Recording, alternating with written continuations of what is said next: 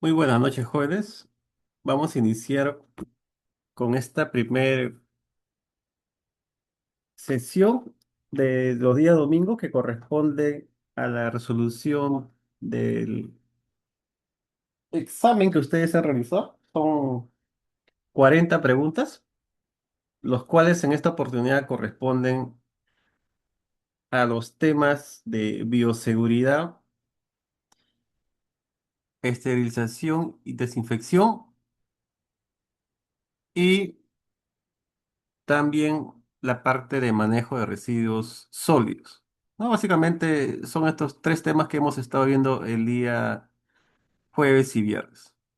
Que sin más preámbulo, vamos a la primera pregunta y su respectiva resolución. Entonces, en esta primera pregunta, siempre estas preguntas del examen de Serún tienen un preámbulo, ¿ya? Y de esa manera hemos redactado también las preguntas de esta maratón. Me dice, los procedimientos de bioseguridad deben ser practicados diariamente por el personal del laboratorio. Su principal propósito es proteger a los trabajadores de exposiciones innecesarias a microorganismos infecciosos. Además, buscan evitar la contaminación cruzada de las muestras. ¿Cuál de las siguientes opciones describe una mejor finalidad secundaria de la bioseguridad en el laboratorio? Mantener los microorganismos infecciosos dentro del ambiente del laboratorio, eliminar la necesidad de usar equipos de protección personal costosos, acelerar el procesamiento de las muestras clínicas o clasificar los microorganismos por grupo de riesgo. A ver si me ayudan, por favor. ¿Cuál sería acá la alternativa correcta?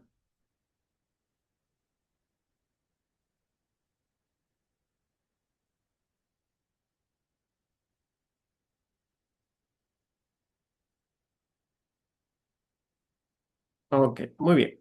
Entonces, mencionábamos que el concepto de bioseguridad no solamente es la protección del personal que trabaja en el laboratorio, sino también tenemos que proteger las muestras de la contaminación y además también proteger a las personas que están en la parte externa del laboratorio. Es decir, si uno está trabajando con muestras que tienen microorganismos infecciosos, lo debemos mantener dentro del laboratorio, no que exista ninguna forma de que estas escapen del laboratorio. Por lo tanto, acá la respuesta sería la alternativa A, mantener los microorganismos infecciosos dentro del ambiente del laboratorio, ¿no? Esto es de acuerdo a la definición de bioseguridad. Bueno, la necesidad de usar equipos, bueno, siempre se deben utilizar estos equipos, por más que sean costosos.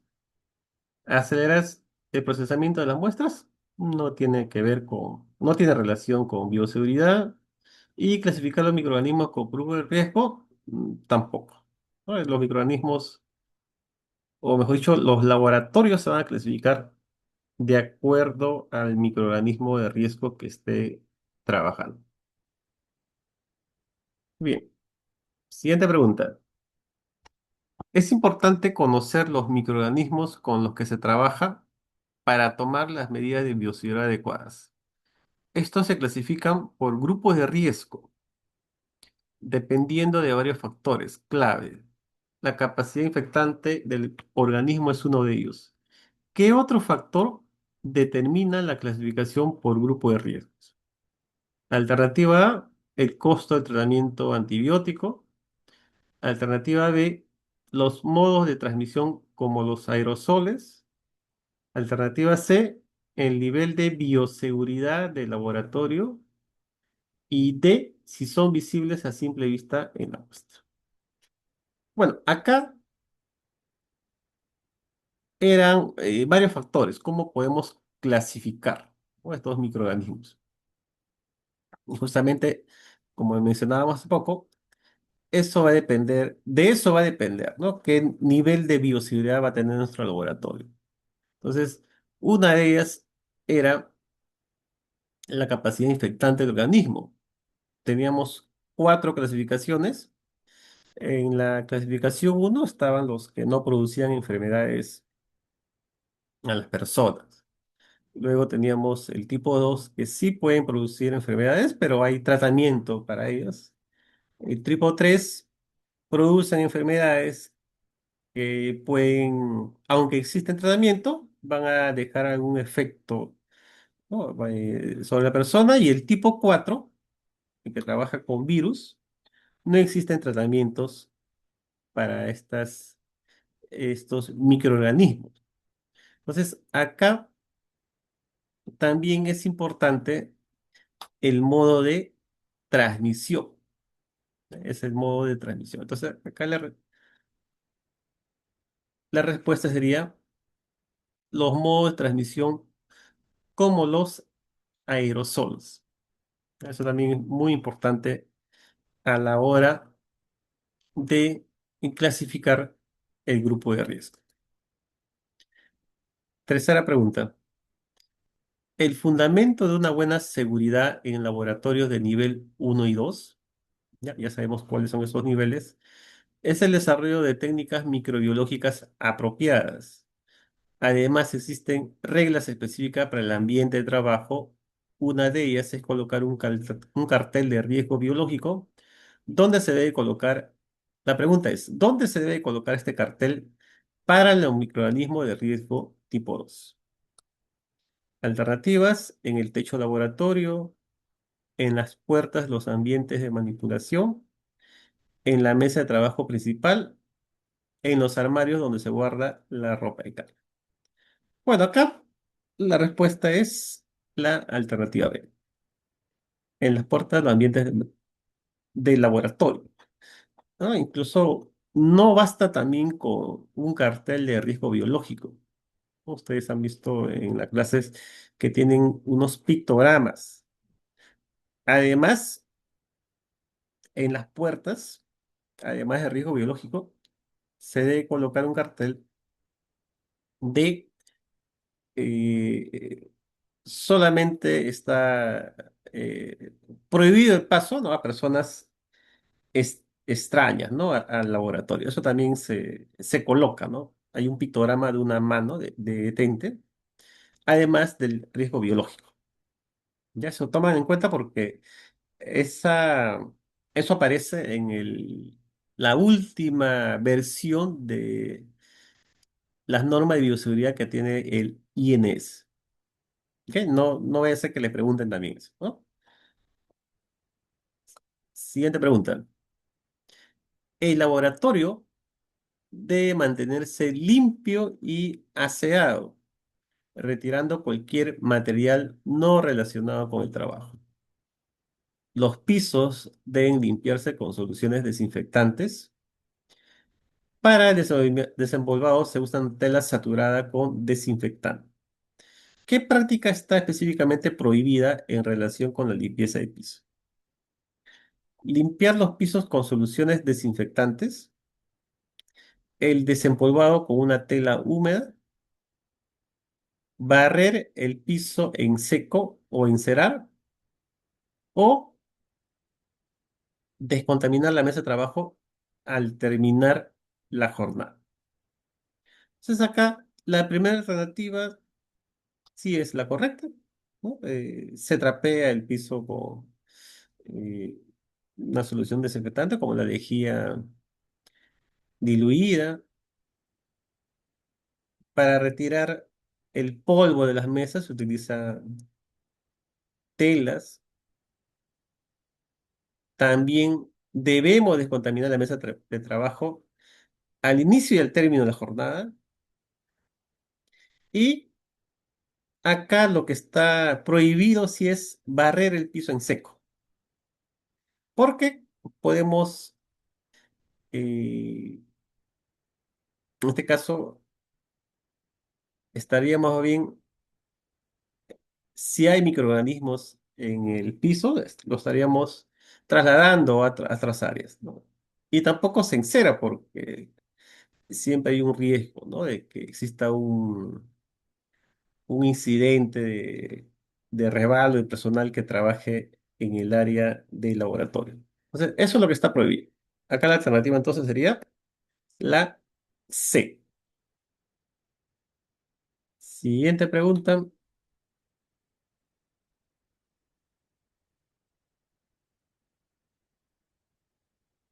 ¿Existen reglas estrictas para el personal dentro de la zona de trabajo del laboratorio para prevenir la ingestión accidental de agentes patógenos? Estas normas se centran en el comportamiento personal. Se prohíbe comer y beber. ¿Qué otra acción está prohibida para el personal en la zona de trabajo? A. Usar batas de laboratorio. B. Fumar o aplicarse cosméticos. C. Tener el cabello largo sin amarrar. Y D. Usar los brazaletes a trabajar. Entonces, ¿qué otra prohibición existe? ¿Usar bata de laboratorio? No, al contrario, nos debemos usar batas o mandilones. ¿Tener el cabello largo? Bueno, si tiene el cabello largo, tiene que amarrarse y colocarse una gorra. Usar los brazaletes al empezar a trabajar,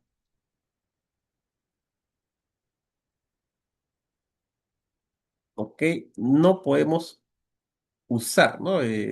Debemos retirarnos los brazaletes, los relojes también.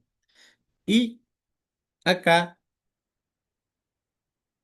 la alternativa sería la B, fumar o aplicarse cosméticos. Eso sí está prohibido. ¿Ok? Aunque también acá, bueno, acá la D, ¿ah? La D también podría ser porque está prohibido usar eh, brazaletes, ¿no? Eh, relojes, ¿no? Al empezar a trabajar.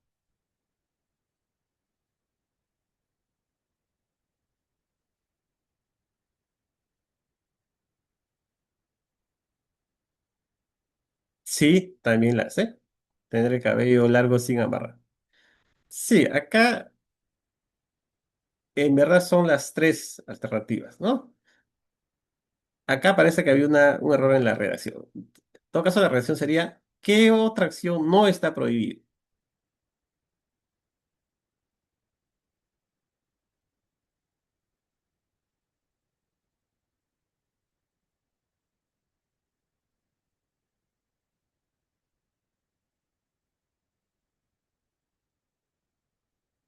Ya, así hay que tener cuidado.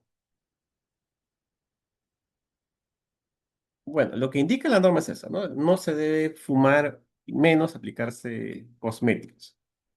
Pues también un riesgo de contaminación.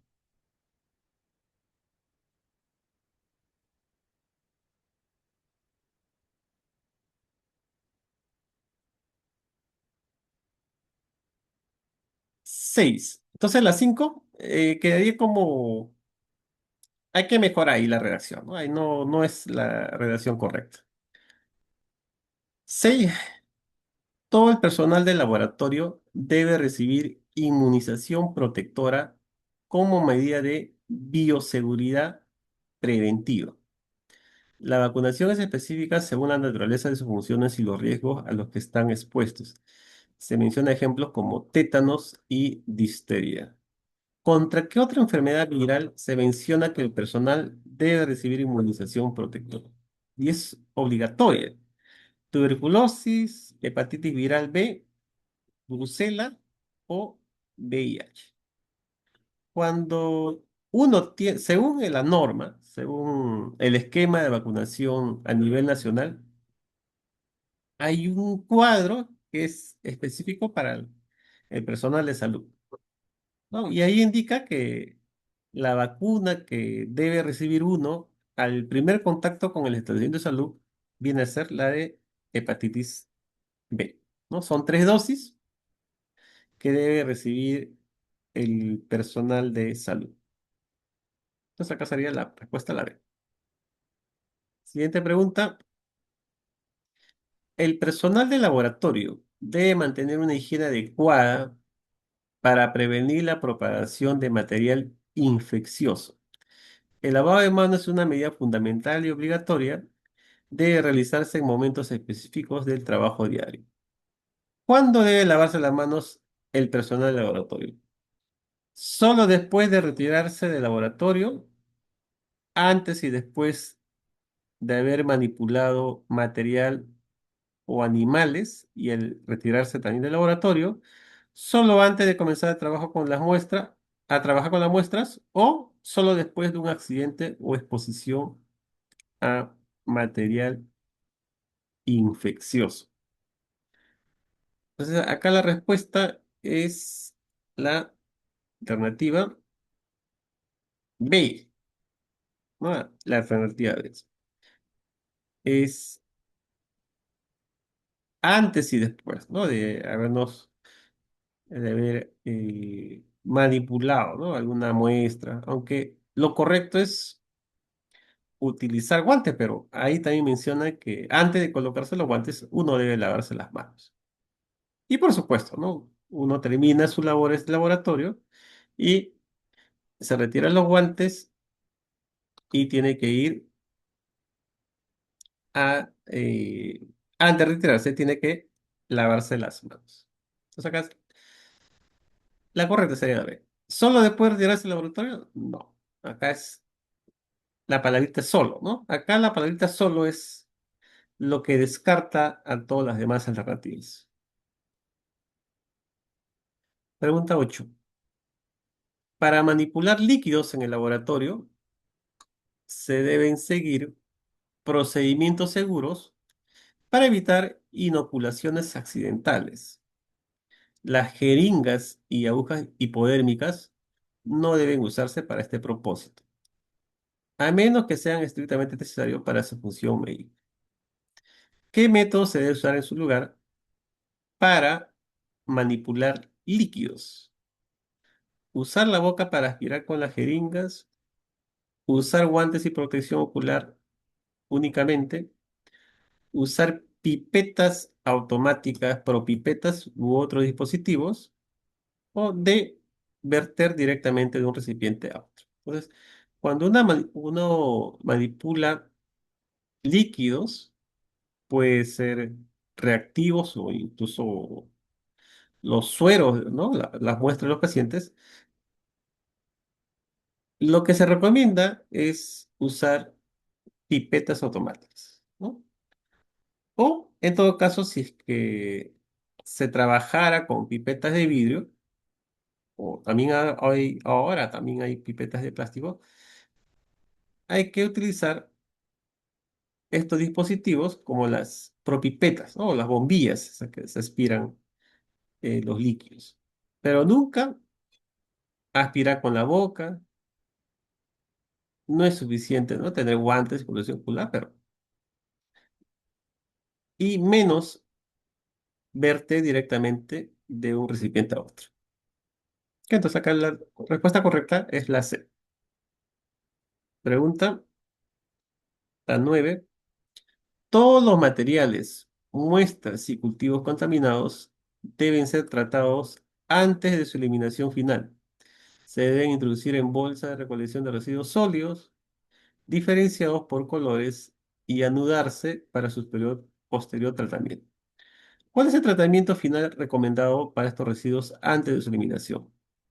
Dejarlos en la mesa de trabajo hasta el día siguiente, eliminarlos directamente por el desagüe, esterilizarlos en autoclave o incinerarlos fuera del laboratorio, o D, colocarlos en recipiente de fondo sólido sin cerrar. Entonces, acá recuerda que tenemos tres tipos de bolsas. Los materiales biológicos, ¿en qué bolsa se colocaban, jóvenes? ¿Qué color de bolsa? Así es, ¿no? Rojo. Entonces, todo lo que son muestras, placas con cultivos, todo lo que esté contaminado tubo de ensayo, todo se coloca al final, ¿no? de la jornada, se va a colocar en una bolsa roja y esa se va luego a transportar hacia el almacén. Puede ser un almacén intermedio, si es un establecimiento de salud eh, de mediana capacidad, o va directo al almacén final, si fuera un establecimiento como una pequeña, ¿no? Como una posta o un centro de salud sin internamiento. Pero antes de llevar al almacén, tiene que haber un tratamiento final, ¿no? En este caso, tenemos que autoclavar. ¿Ya? Lo ideal es autoclavar. Entonces, esa sería la respuesta. Pregunta 10. Todos los accidentes y exposiciones, ya sean reales o potenciales, a material infeccioso deben ser comunicados de inmediato a la autoridad pertinente. La notificación es un paso crítico en el protocolo de bioseguridad, a quien se debe notificar inmediatamente todos los accidentes y exposiciones. Ante, por ejemplo, hemos tenido un accidente con objetos punzocortantes, al momento de procesar una muestra, que vino una muestra de gases arteriales, hemos tenido un pinchazo, o de repente al momento de hacer la toma de muestra, u otros accidentes. Todo tiene que notificarse. ¿A quién se notifica? Al personal de limpieza de laboratorio, al médico de cabecera personal, al jefe de laboratorio o a la Organización Mundial de la Salud. Cada respuesta es la C, ¿no? Tenemos que comunicar a nuestro jefe de inmediato. ¿Por qué? Porque estos accidentes, bueno, aparte que te da el apoyo, ¿no? Pero además, porque todo accidente, según indica la norma, debe ser registrado. Y incluso hay un registro que es estándar, ¿no? Para que todos estos casos de accidentes en el laboratorio. Siguiente pregunta. 11. Para gestionar adecuadamente riesgos tras una exposición, es necesario investigar la fuente de la misma. Esto ayuda a evaluar la probabilidad de infección con base en la información disponible. ¿Qué prueba específica se debe realizar para investigar la presencia de un virus en la fuente? Analizar la presencia de virus en agujas y jeringas descartables. Evaluar la inmunidad frente a la hepatitis B del trabajador expuesto. Investigar la presencia del antígeno de superficie B, también llamado antígeno australiano, y anticuerpos contra VIH y hepatitis C. O D, realizar una prueba de embarazo a mujeres en edad fértil. Acá la pregunta es en la fuente, es decir, de la persona. Por ejemplo, si usted estuvo tomando una muestra y, y tuvo un accidente punzocortante con la aguja. Entonces, acá nos preguntan cuál es la prueba que se debía realizar la persona con lo cual yo me accidenté. Es la fuente. Acá la respuesta es la D. Es verdad, ¿no? que los microorganismos que se pueden transmitir de repente en orden, digamos, de riesgo, viene a ser principalmente hepatitis B o hepatitis C, VIH, pero también hay otras, como mencionábamos. Eh, pero por cuestión de protocolo, son estas pruebas, ¿no? que se deberían solicitar a la fuente, ¿no? Para descartar una hepatitis B, hepatitis C o un VIH. Lógicamente, si es VIH, tiene que ser con consentimiento informado. Siguiente pregunta. En exposiciones que suponen riesgo de transmisión del virus de hepatitis B, hepatitis C y virus de VIH, se debe administrar profilaxis lo antes posible para prevenir la enfermedad. El tiempo es un factor crítico para su eficacia. ¿Cuándo se debe iniciar la profilaxis tras la exposición? 4 a 6 meses más tarde, pasadas 72 horas para vigilar la toxicidad, lo antes posible, en horas, o luego de 4 semanas. Entonces, acá es la profilaxis a la persona, ¿cierto? Que ha sufrido el accidente. Pues acá lo que nos sugiere es que debe ser lo más pronto posible, ¿no? Porque hay un tiempo, ¿no? Que estos retrovirales, ¿no? Que tienen un tiempo para tener, entre comillas, ese efecto protector. Por eso tiene que ser administrado lo más pronto posible.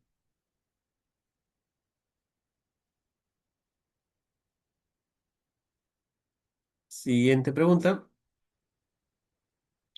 Los accidentes por derrame de muestras infecciosas en el piso o la mesa de trabajo requieren un protocolo de limpieza específico para descontaminar el área.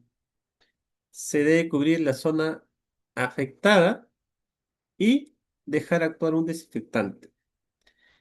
¿Qué desinfectante y tiempo de actuación se recomienda para un derrame? Lo recomendar, nos pregunta. Hipoclorito de sodio al 0,1% durante 20 minutos.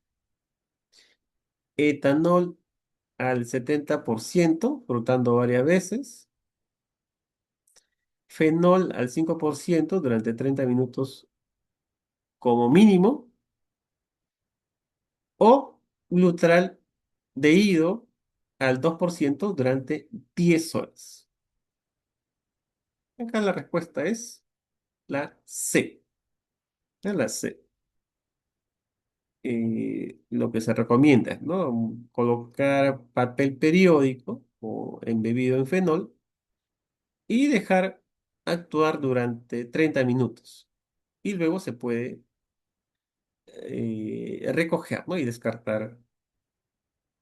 Ya se puede hacer la limpieza. Pero eso es lo que nos recomienda la norma de manual de procedimientos. 14. La emisión de un aerosol, posiblemente peligroso, es una situación de emergencia que requiere una respuesta rápida para proteger al personal. El primer paso es evacuar la zona afectada. ¿Qué se debe hacer inmediatamente luego de la evacuación de la zona? Descontaminar inmediatamente el área afectada. B. Colocar una señal de prohibida a la entrada y descontaminar luego de 1 hora. C. Usar ropa protectora y protección respiratoria sin evacuar. O D. Notificar el accidente al médico e informarle sobre los microorganismos implicados. Ok, entonces acá la respuesta es la B. Cuando existe un probable caso de emisión de aerosol, lo que indica la norma es, primero, de evacuarse, colocarse un cartel en el área donde indica prohibida la entrada y esperar 1 hora para empezar con la descontaminación. Entonces acá la respuesta es la B.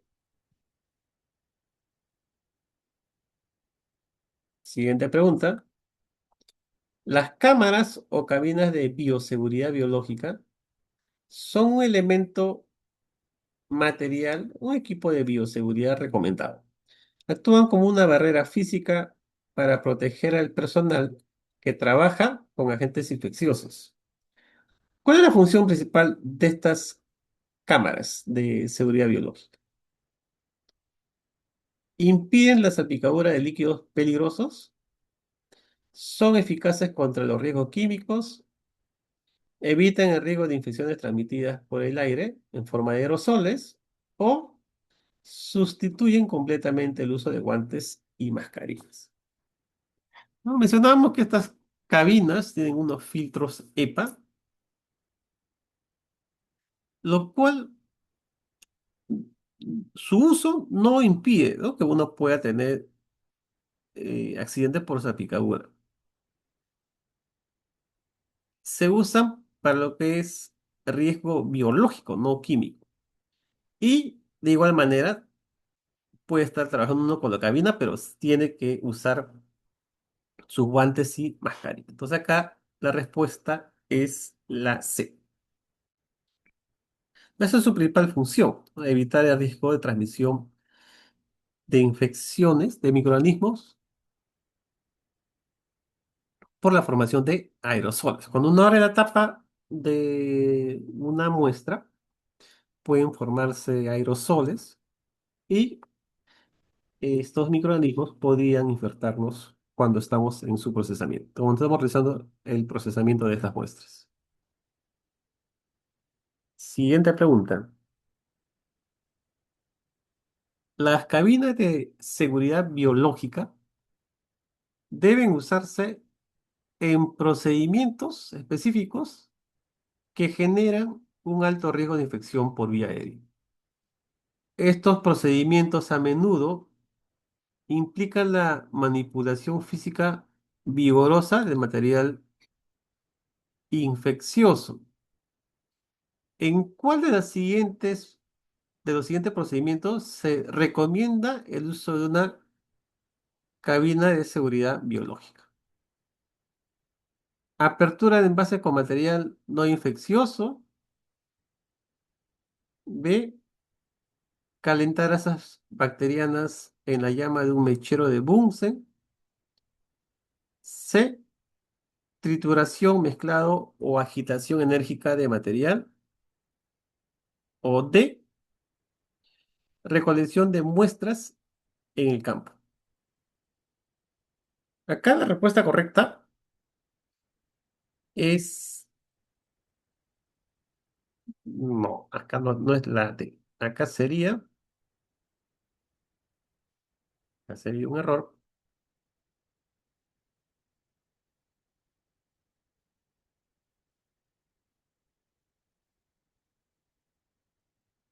Voy a cambiar acá. A ver, la A, no, pero acá debería decir apertura de envases con material infeccioso. La A no es. Calentar a esa bacteria en la llama de un mechero de Bunsen, podría ser. Trituración, mezclado, agitación enérgica. Esa es la respuesta. Acá la respuesta sería la C. Acá hay que corregir, por favor, la C. Recolección de muestras en el campo no tiene nada que ver. ¿Por qué no la ve? Porque el- cuando uno siembra, ¿no?, una muestra biológica, lo hace tras las llamas de un mechero de Bunsen, pero no requiere necesariamente estas cabinas de seguridad biológica.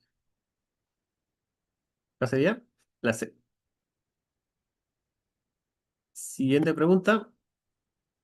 La esterilización.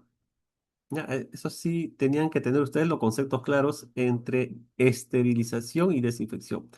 Se define como un procedimiento para eliminar microorganismos de un objeto o sustancia. Es un proceso más intensivo que la desinfección. ¿Qué tipo de microorganismos son eliminados por la esterilización? ¿Solo bacterias y virus? ¿Bacterias, virus y esporas? ¿Solo hongos y levaduras? ¿O solo las esporas bacteriano. Acá mencionábamos de que la desinfección no elimina las esporas. Recuerda que las esporas son la forma de resistencia, ¿no? De estas bacterias. Pero la esterilización sí, ¿no? La esterilización sí elimina las esporas. O sea, acá la respuesta sería la B. 18. La esterilización por vapor, es decir, el uso de autoclave, es el procedimiento de elección para el instrumento médico de uso repetido. Para que sea efectiva debe alcanzar una temperatura y presión específica durante un tiempo determinado. ¿Cuáles son las condiciones mínimas requeridas para la esterilización en autoclave?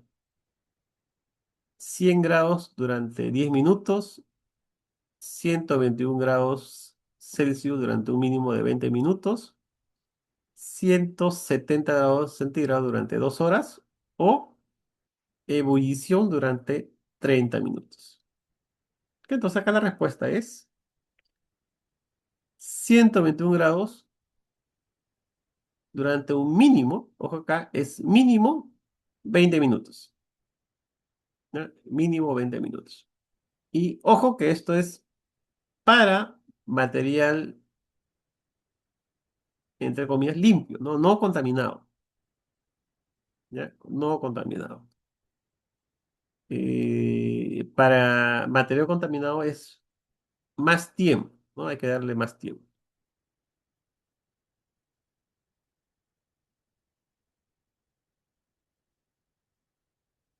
19. El material de vidrio, como tubos de muestra o placas Petris, deben prepararse adecuadamente antes de la esterilización en autoclave para asegurar un proceso eficiente. ¿Cómo debe prepararse el material de vidrio para el autoclave? ¿No? Eh, A, sumergirlo en fenol al 5%. B, colocarlo directamente sin envolver en la cámara. C, envolverlo en papel craft y atarlo con cordeles o hilos. O D, envolverlo con papel de aluminio y sellarlo herméticamente. Es similar, ¿no? A cuando yo utilizo calor seco para el horno. Acá yo voy a utilizar este papel llamado papel craft, ¿no? Y siempre atarlo con hilos, ¿no? Para que no se, digamos, desarme, ¿no? Preparado. Entonces sí tiene que haber una preparación previa. Pregunta 20. Cuando se utiliza un horno de aire caliente para la esterilización, es decir, método calor seco, solo ciertos materiales pueden soportar las altas temperaturas requeridas. Por lo tanto, ¿qué tipo de materiales son aptos para la esterilización por calor seco? Utensilios de plástico goma, utensilios de vidrio o metal, muestras de esputo contaminadas, tapones de algodón grueso. Bueno, si ustedes colocan plástico al horno, ya saben qué va a suceder. No sería la respuesta. Tampoco se esteriliza, ¿no? La muestra de esputo contaminadas. Tapones de algodón, tampoco. Acá la respuesta es utensilios de vidrio o metal, ¿no? Incluso utensilios de vidrio, pero que resistan, ¿no? Altas temperaturas. Porque si no, también hay riesgo de que se deteriore, ¿no? Cerrar. Muy bien, hasta acá las 20 preguntas. Vamos a continuar. Yo creo que continuamos directo y terminamos mucho más rápido, ¿no? Las 40 preguntas. Muy bien. Los desinfectantes químicos se usan para la desinfección intensiva, pero se advierte su confiabilidad. A menudo pueden perder potencia o ser inactivados por ciertas sustancias. ¿Qué pueden activar los desinfectantes químicos y hacerlos menos confiables? El papel periódico, la sangre y otra materia orgánica, el agua destilada o las esporas bacterianas. Yo les puse ahí un cuadro, ¿no? De una serie de desinfectantes químicos con ventajas y desventajas. Una de esas desventajas es justamente esto, ¿no? Que pierden su potencia, ¿no? ¿Pero por qué? Cuando se mezclan con material biológico, como la sangre, ¿no? U otros líquidos corporales. Ese es digamos, la desventaja que tienen algunos desinfectantes, ¿no? Perder esa actividad. Entonces, eso lógicamente no me va a garantizar que me realice una adecuada desinfección.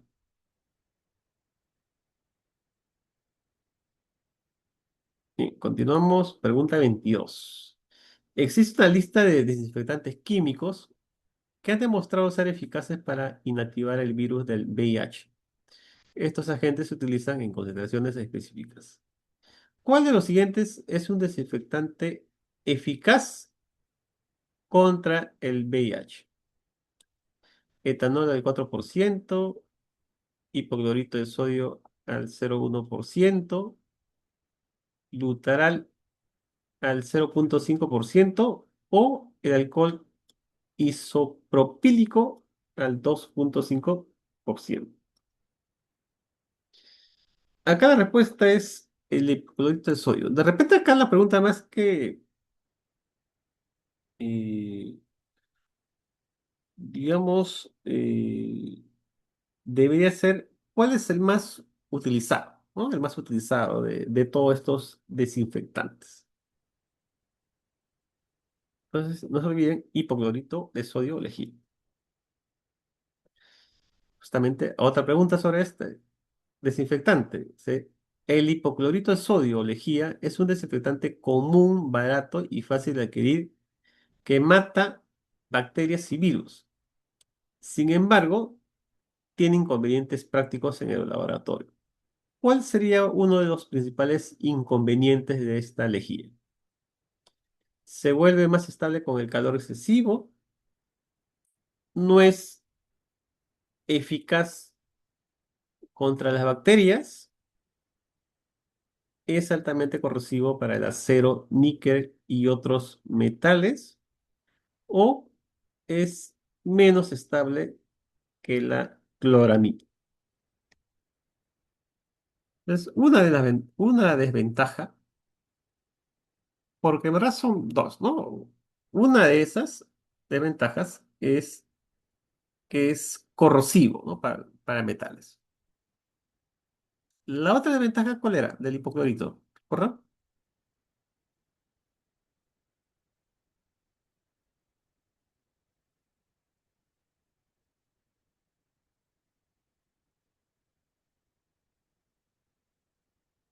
¿Cuál era la segunda desventaja del uso del hipoclorito?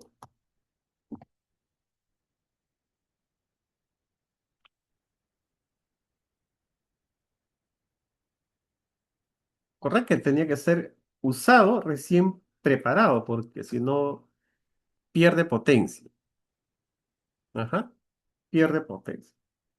Entonces, por ejemplo, no puedo utilizar, ¿no? La lejía que yo he preparado, he diluido un día, no lo puedo utilizar ya para el día siguiente, ¿ya? Porque pierde su potencia. Muy bien. 24.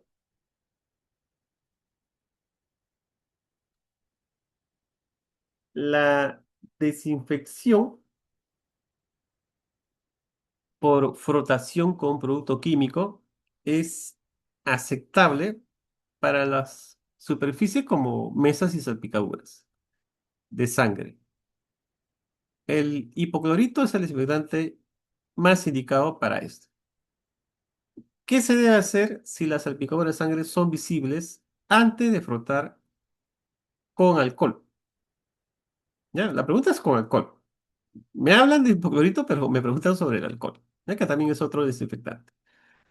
Frotar la superficie con alcohol varias veces inmediatamente, derramar desinfectante sobre la superficie y luego retirar la mezcla, dejar secar la sangre al aire para inactivar los virus o cubrir con un tapón de algodón y dejar actuar por 30 minutos.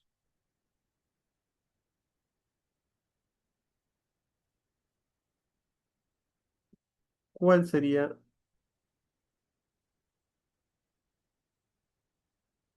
la respuesta acá?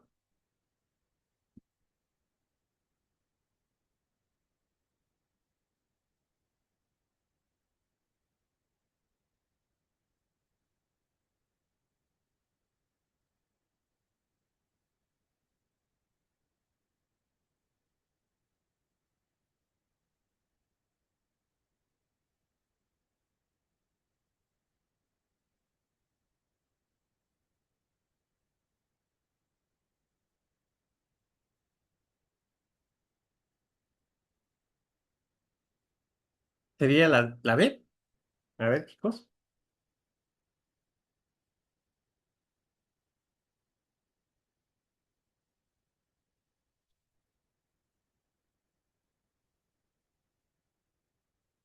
A ver.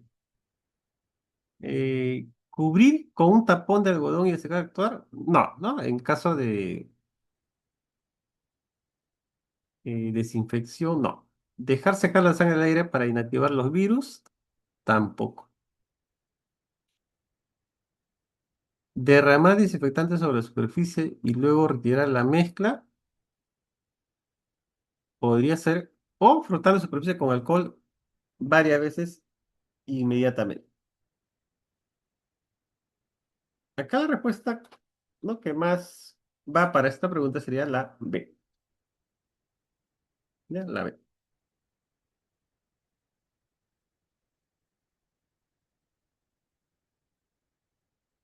Siguiente pregunta.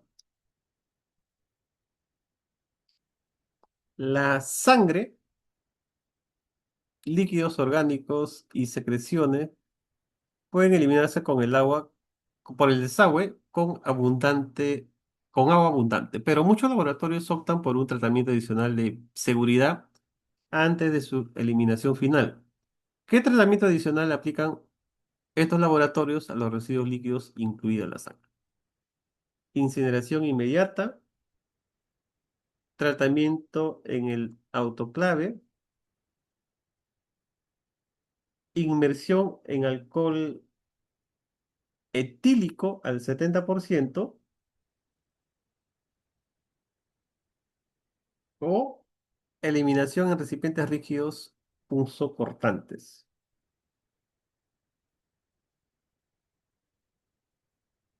Bueno, acá en la práctica eh, no se debe eliminar, ¿no? Estos líquidos, cualquier líquido biológico. Siempre hay que esterilizar estos frascos con estas muestras. Entonces acá la respuesta es tratamiento en el autoclave.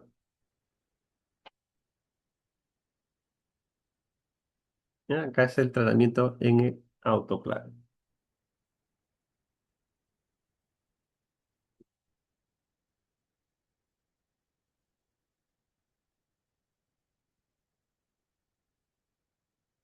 Pregunta 26. Las muestras que han sido examinadas en el laboratorio, como ese sangre, puso, esputo, frecuentemente son infectantes y deben tratarse adecuadamente antes de su desecho final. ¿Cuál es la forma más común de tratar este tipo de residuos sólidos en el laboratorio? Incineración inmediata, eliminación directa como residuos comunes, esterilización en el autoclave o inmersión en formaldehído durante 3 horas. Esa es la forma más común. Acá sería esterilización en autoclave, no se puede eliminar junto con los residuos comunes.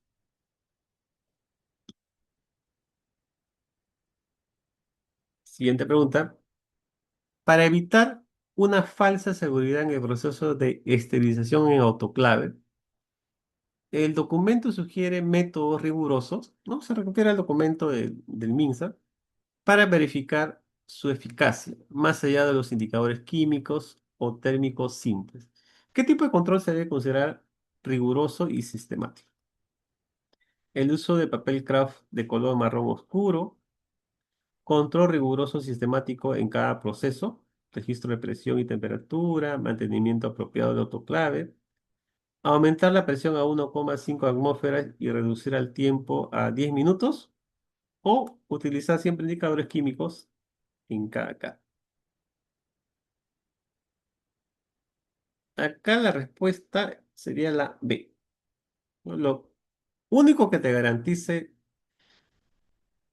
que se ha realizado una adecuada esterilización es cumplir con el tiempo y temperatura adecuada. Para eso hay que llevar un registro y, por supuesto, ¿no? Como todo equipo, debe tener un mantenimiento preventivo, menos eh, según recomendaciones de la casa, ¿no? Que puede ser una o dos veces al año. Y, por supuesto, el correctivo, ¿no? Cuando ya ha sufrido algún desperfecto.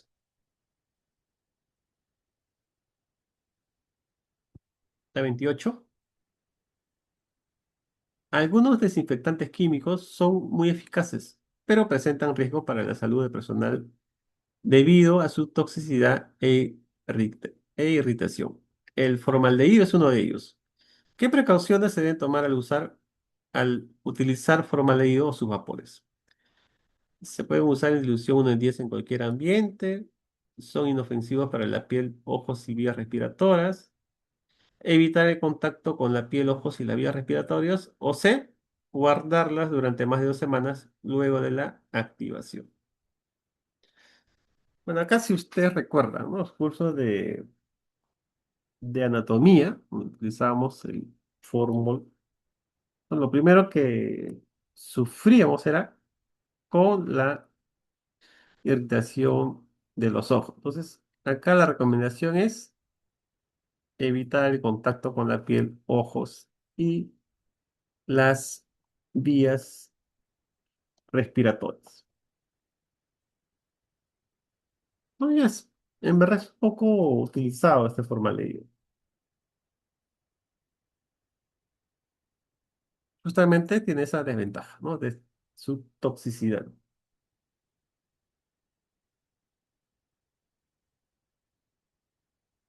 29. La desinfección intensiva por inmersión en productos químicos requiere un tiempo de contacto mínimo para ser efectiva contra virus y bacterias. ¿Cuál es el tiempo mínimo de inmersión recomendado para la desinfección intensiva? No, eran bueno, si no teníamos autoclave ni hornos, habría otra opción de colocar, ¿no? Estos materiales, sumergirlos en un producto químico. ¿Cuál es el tiempo mínimo? ¿60 minutos, 2 horas, 30 minutos o 10 horas? Acá la respuesta es, a ver acá, 30 minutos. Ya es el tiempo que recomienda la norma. Pregunta 30. La gestión, ya estamos en el capítulo de manejo de residuos sólidos. La gestión de residuos debe ser considerada una parte importante de la seguridad en los laboratorios y se basa en una gestión integrada. ¿Cuáles son los pilares básicos de esta gestión integrada de residuos? A, inmunización, uso de EPPs y controles de ingeniería. B, minimización, segregación y eliminación. C, recolección, transporte y almacenamiento. O D, esterilización, desinfección o incineración. ¿Cuáles serían esos tres puntos básicos, ¿no? En el caso de manejo de residuos sólidos. A ver, la la alternativa sería la B. Minimización, que mencionábamos que era de reducir, ¿no? Al mínimo posible la generación de estos residuos sólidos.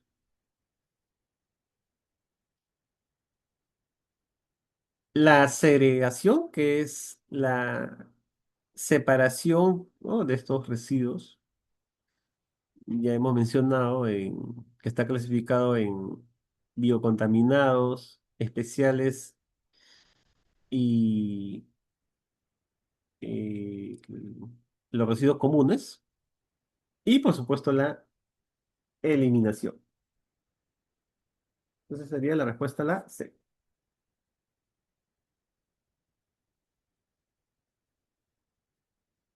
31. Estamos ya en las etapas del manejo de residuos.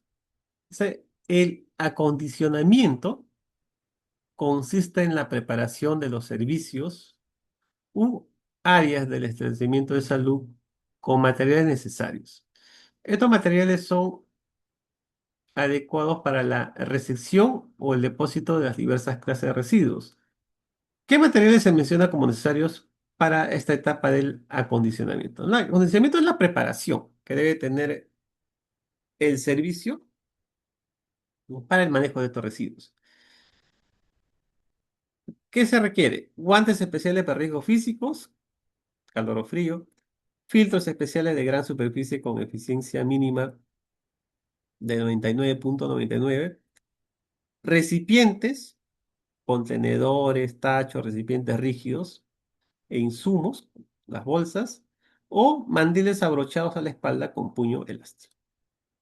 Acá, el acontecimiento es la etapa donde yo tengo que tener el material, ¿no? Los insumos para poder luego hacer la segregación. Y yo necesito tener el número adecuado de recipientes, o sea, contenedores para bolsa roja, para bolsa negra, para bolsas especiales y también, bueno, el contenedor y su bolsa, por supuesto, ¿no? Y también no se olviden de los residuos punzocortantes, el cual requiere, ¿no? Un contenedor de paredes rígidas para poder descartar. ¿Qué entonces acá se revela la respuesta a la C? Pregunta 32.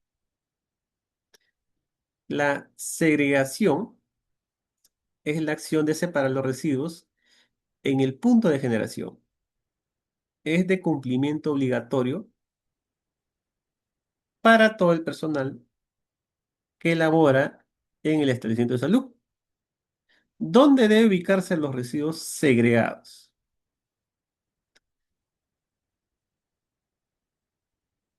En la biblioteca, cafetería del establecimiento de salud, en el recipiente, contenedor o depósito correspondiente de acuerdo a su clase, en el suelo del ambiente de generación sin recipientes o directamente en los vehículos de transporte externo.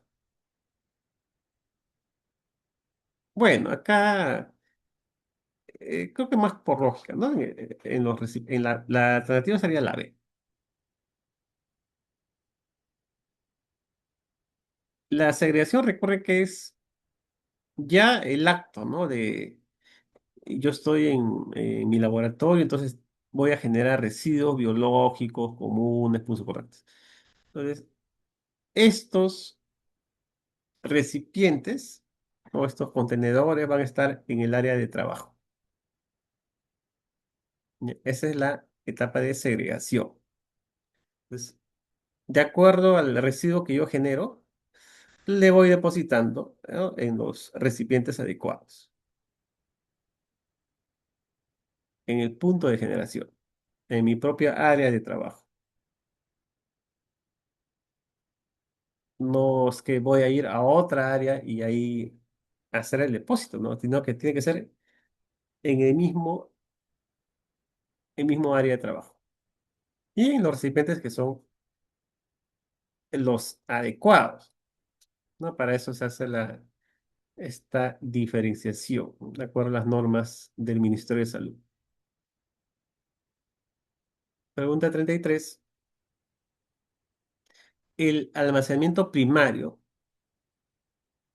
es el almacenamiento temporal de residuos sólidos realizado de forma inmediata en el ambiente de generación. Son los depósitos, contenedores o recipientes situados en las áreas de servicios. ¿Cómo se disponen los residuos sólidos en esta etapa?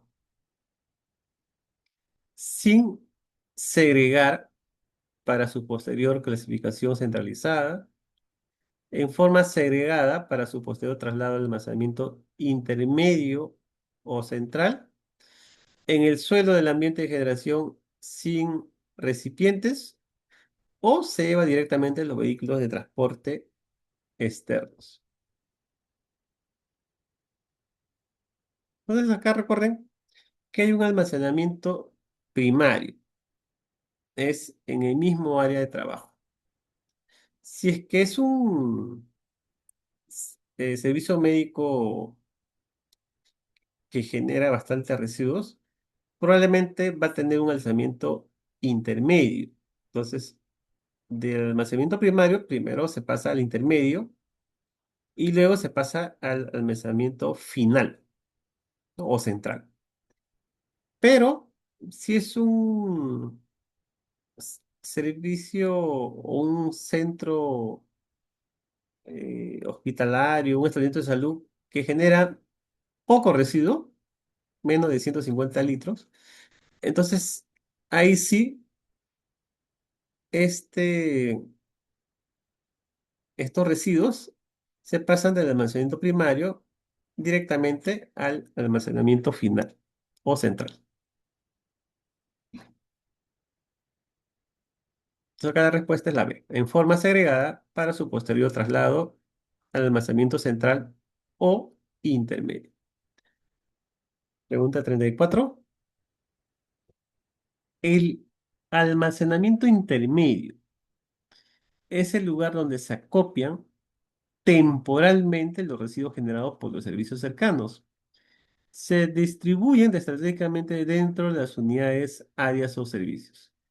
¿Cuál es el tiempo máximo que no debe ser superior para el almacenamiento intermedio? Porque no lo puedes tener ahí por varios días, no hay un tiempo.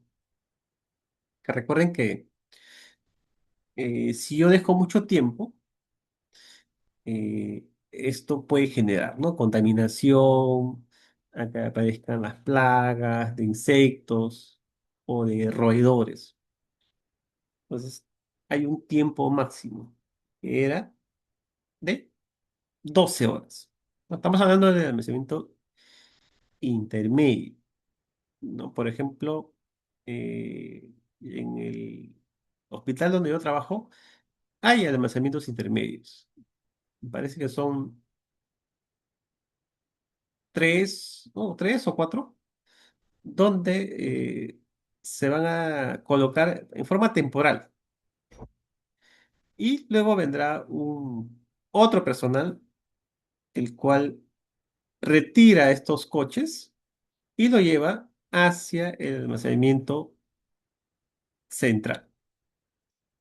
Recuerden que este tiempo es máximo 12 horas, ¿no? Debe haber un registro, ¿no?, que me indique a qué hora se colocó esos residuos para que sea llevado luego hacia el almacenamiento central. 35. El almacenamiento central o final es el ambiente donde se almacenan los residuos provenientes de etapas anteriores son son depositados temporalmente en espera de ser transportados para el tratamiento o disposición final.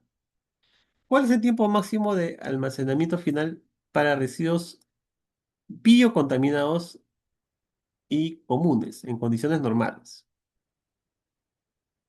No superior a las 72 horas, no superior a las 48 horas, mayor de 30 días calendarios o 12 horas.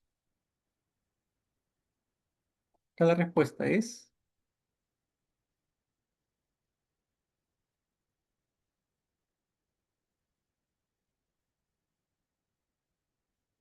a ver acá,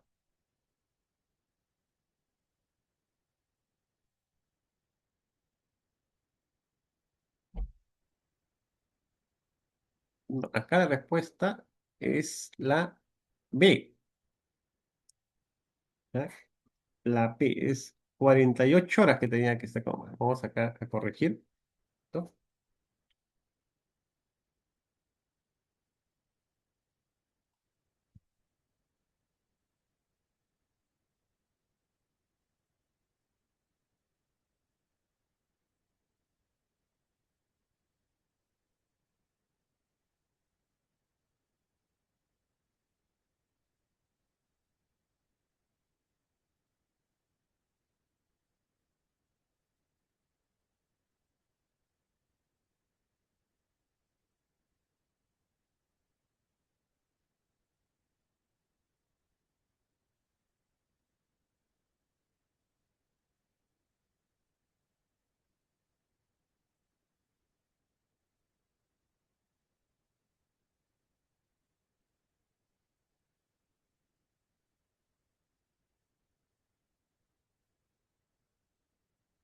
Había algunas excepciones, ¿no? Cuando en esos casos se podía prolongar hasta 72 horas, pero son excepciones. Y además debía ser estos, eh, esta prolongación debía ser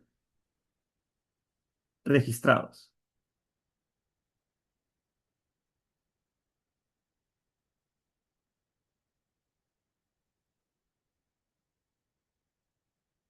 A ver, continuamos. Pregunta número 36.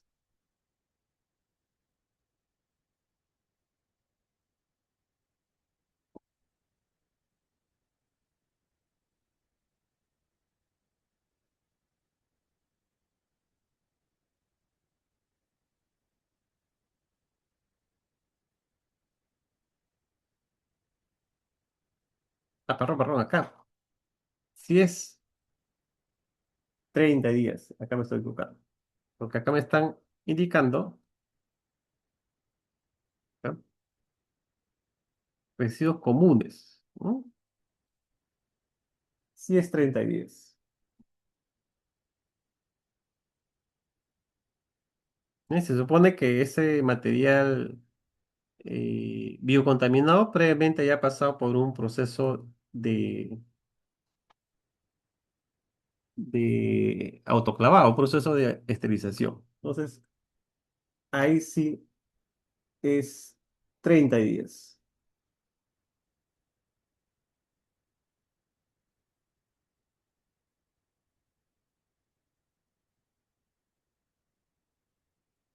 Siguiente pregunta.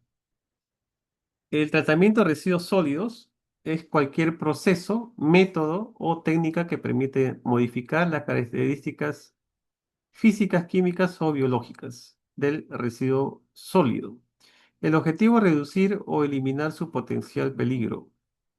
¿Para qué se realiza el tratamiento de residuos? Para aumentar su potencial peligro de causar daños a la salud y el ambiente, para prepararlo para su posterior valorización o disposición final, para evitar la necesidad de usar EPP por parte personal o para permitir la recirculación de aire en el laboratorio. Entonces, el tratamiento, que es generalmente hemos dicho que es pasar por el autoclave es justamente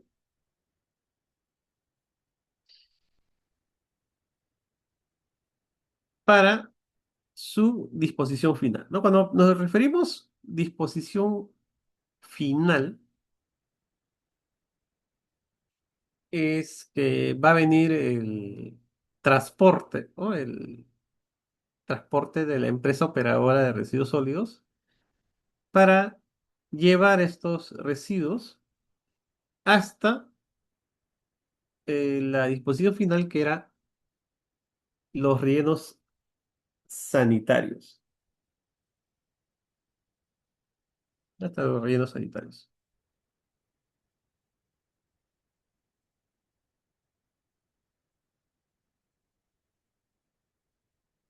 Pregunta 37. En la fase preanalítica del servicio de patología clínica, ya hemos mencionado que patología clínica es equivalente a decir el laboratorio clínico. Se generan fundamentalmente residuos punzocortantes y envases con muestra de fluidos secreciones corporales. ¿Qué material se menciona como biocontaminado en esta fase?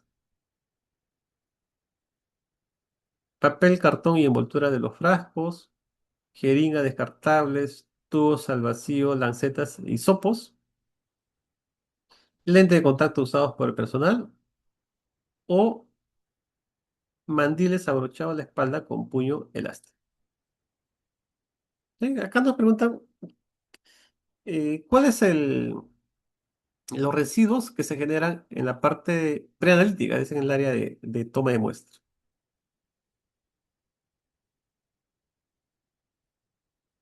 ¿Qué sería la respuesta? La B. O jeringa, bueno, aunque verdad jeringas es ya poco utilizado. Tubos al vacío, sí. Serían más bien las agujas al vacío. Las lancetas, también para lo que es tiempo de sangría, se siguen utilizando. Y los hisopos que se utilizan en el área de toma de muestra, pero en el área de microbiología. Bueno, papel, cartón y envoltura de los frascos.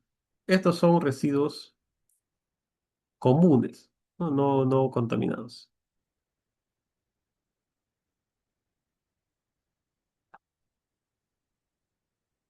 Siguiente pregunta. 38. La contención primaria consiste en la protección del personal y del medio ambiente contra la exposición a agentes infecciosos o productos químicos de riesgo. ¿Qué elementos se consideran barreras de contención primaria? No, mencionamos que hay dos tipos de barreras o de contención, ¿no? Primaria y secundaria. ¿Cuál sería la primaria? Localización y acceso restringido del laboratorio, lavatorios y lavaojos como equipo de emergencia, equipo de protección personal, EPPs y cabinas de seguridad biológica, o la presión negativa y filtros EPA. Acá la respuesta es la C. Todo lo que es uso de equipo de protección personal, mascarilla, mandilón, guantes y también las cabinas de seguridad son barreras de contención primaria.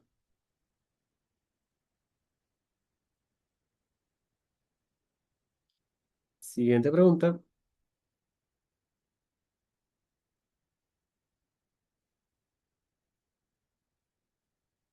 El tratamiento puede ser opcional previo a la disposición final siempre y cuando no implique riesgo a la salud pública y al ambiente. ¿Cuándo los residuos sí requerirán tratamiento previo a su disposición final? En aquellos lugares donde no existan empresas que realicen la disposición final, cuando la valorización material es posible, si la infraestructura existente permite obviar el almacenamiento intermedio o si se generan menos de 150 litros diarios. Una pregunta similar a que ya ha venido, ¿no?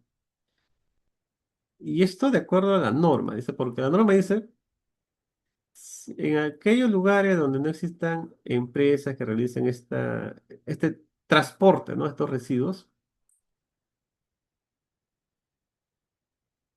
debe hacerse sí o sí un tratamiento previo, ¿no? Sería el autoclavado.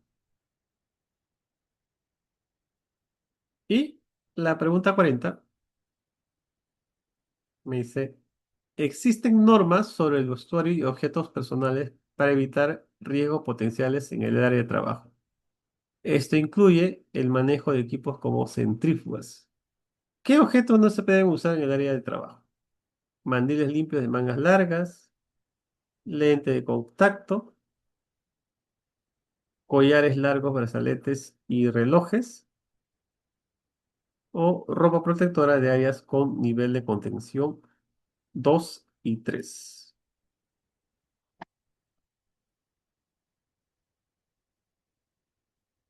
Acá la respuesta es collares largos, brazaletes y relojes. Esto con respecto al uso, ¿no? De equipos como centrífugo, porque tampoco está prohibido también usar lente de contacto. Pero como la pregunta es con respecto al manejo de equipos, ¿no? Como centrífuga, porque ahí puede haber algún riesgo, ¿no? Con estos utensilios, estos materiales que utilizamos en, en los brazos, en el antebrazo, perdón. Por eso la respuesta acá es la C.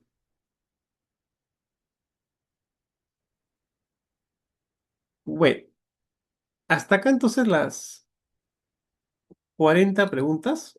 No sé si tienen alguna consulta. Ok, vamos a dejar para la siguiente 50 preguntas porque, para tener más tiempo.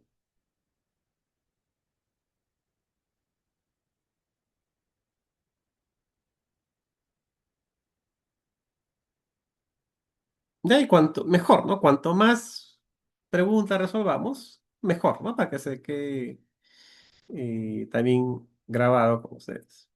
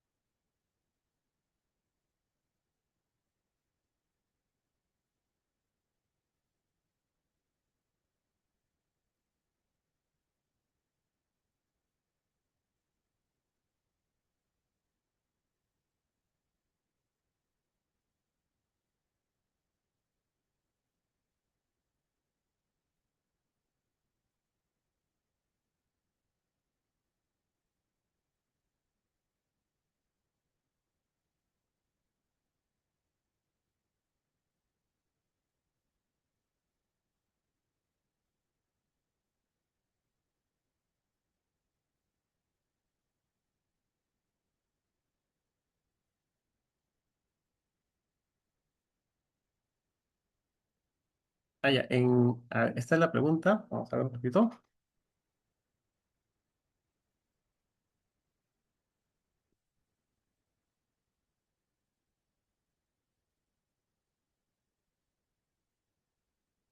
Sí, sí, acá, corrección. Acá es 48 horas. Tienes razón. 30 días es para punzocortantes. Acá hay una confusión. ¿Sí? 48 horas. ¿No? Para lo que son biocontaminados y comunes. 30 días es para punzocortantes.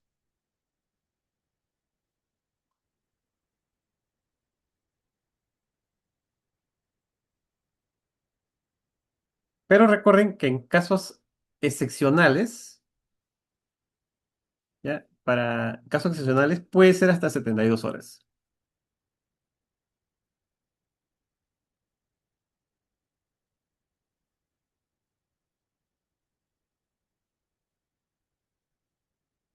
Ya, ahí vamos a hacer la corrección.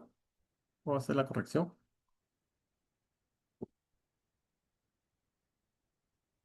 Ok. La siguiente semana vamos a ver el tema que corresponde a, a los establecimientos de salud. Vamos a ver temas sobre lo que es la categorización de estos establecimientos de salud y también las redes de laboratorio, ¿no? Hay una red de laboratorios a nivel nacional. Vamos a ver cómo se realiza esta clasificación, que dependiendo de la capacidad, sobre todo de la capacidad resolutiva que tienen estos establecimientos de salud. Y luego veremos el tema sobre transporte de material, de, perdón, sobre transporte de muestras, ¿no? Porque si en un establecimiento de salud no se puede realizar una determinada prueba, esta tiene que ser transportado al nivel superior. Pero existe todo un protocolo para poder realizar este transporte, sobre todo cuando son muestras que tienen una clasificación de alto riesgo. Eso también vamos a ver, ¿no? Que hay dos tipos de clasificación y también veremos el tema sobre control de calidad externo, sobre todo para dos tipos o para dos programas. Uno, el programa de tuberculosis. Acá se ve lo que es el control externo de las láminas de baciloscopía. Y lo otro es sobre las láminas de gota gruesa. Ya para el día jueves y viernes. Ahora, el horario, yo no tengo problemas con el horario esta semana de 7 a 10. ¿No? El horario sería de 7 a 10.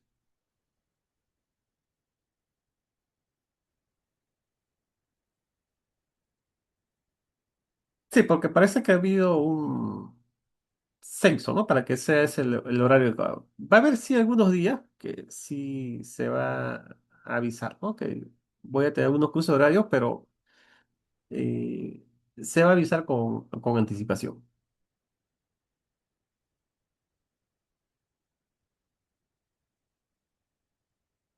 Ya, muy bien, jóvenes. Entonces nos vemos hasta el día jueves. Ya, que pasen muy buenas noches y gracias por la atención.